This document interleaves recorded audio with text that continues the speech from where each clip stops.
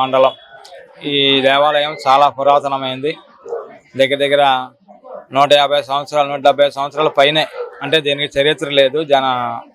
జనరల్గా అయితే దీనికి చరిత్ర లేదు. చరిత్ర తెలిసిందే మాత్రం చాలా పురాతనమైన గుడి ఇది. దీంట్లో విశేషం ఏంటంటే సీతమ్మ వారు రాముల వారి ఎడమ తోడ మీద కూర్చొని ఉంటుంది. భద్రాచలంలో ఉన్నట్టుగా అక్కడ కూర్చొని ఉంటుంది. లక్ష్మణ స్వామి పక్కన ఉంటారు. ఈ సీతారాముల వారు ఒకే మకర తోరణంలో ఉంటారు. అది విశేషం.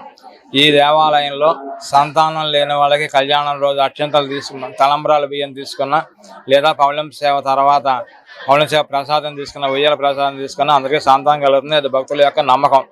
శ్రీరామ కళ్యాణం ప్రతి సంవత్సరం చేస్తారు. ఈ కళ్యాణాన్ని కంపాని సత్యనారాయణ బాబీ గారు అనే ఆయన దగ్గర దగ్గర 15-20 సంవత్సరాలు బట్టి ఆయన ఆధ్వర్యంలో ఈ కళ్యాణ మహోత్సవాలు జరుగుతున్నాయి.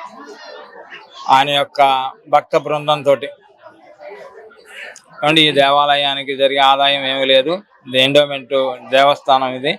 దీనికి ఆదాయం ఏమీ లేదు. భక్తుల సహకారంతో కార్యక్రమాలు అన్నీ జరుగుతున్నాయి. ఎంత వైభవంగా జరుగుతున్నాయి. దీనికి సంబంధించి ఈవో గారు మాధురి గారు.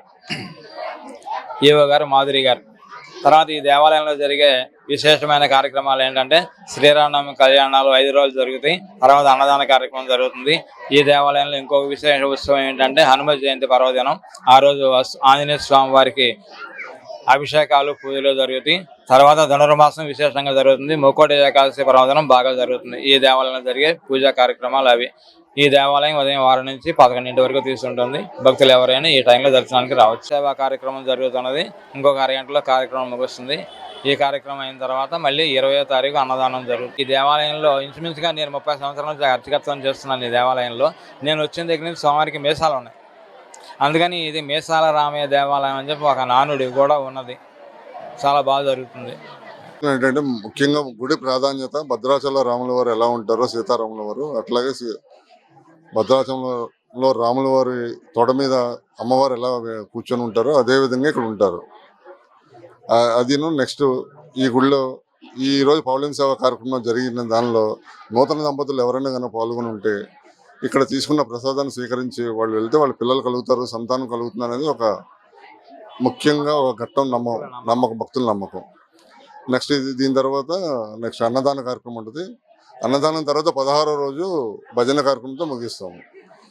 ఈ శనివారపేట పరిధిలో ఏలూరు మన పశ్చిమ గోదావరి జిల్లాలోనే మంచి పేరు సత్యం గల గుడి ఇది.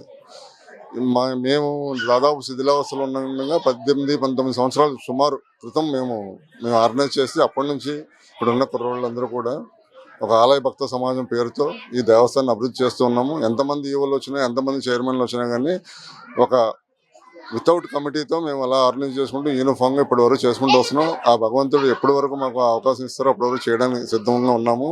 ఎవరి పేరు బయటికి రావాలని ఎవరి ఫోటోలు పైకి రావాలని ఏ రోజు అనుకోలేదు. మేము ఒక ఆలయ భక్త సమాజం పేరుతోనే ముందుకెళ్తున్నాము. అట్లాగే ఇప్పుడున్న పంతులు గారు, పూజారులు, మేము అందరం ఒక సంయుక్తంగా ఈ యొక్క దివ్య కార్యక్రమాన్ని దివ్యంగా దిగ్విజయంగా పూర్తి చేస్తున్న ప్రతి సంవత్సరం కూడా చాలా ఘనంగా జయప్రదం చేస్తున్నారు ఇక్కడ ఉన్న భక్తులందరూ. జై శ్రీరామ్, జై సీతారాం.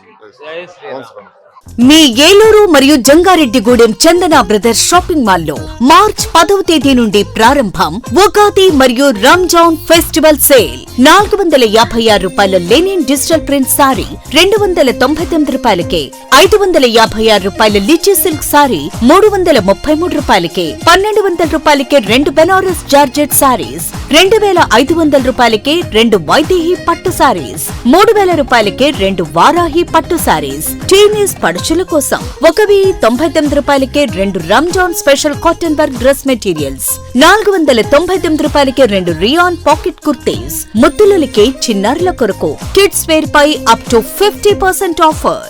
199 రూపాయలకే గర్ల్స్ మిడి, 359 రూపాయలకే గర్ల్స్ ప్లాజో సెట్, 499 రూపాయలకే బాయ్స్ జీన్స్.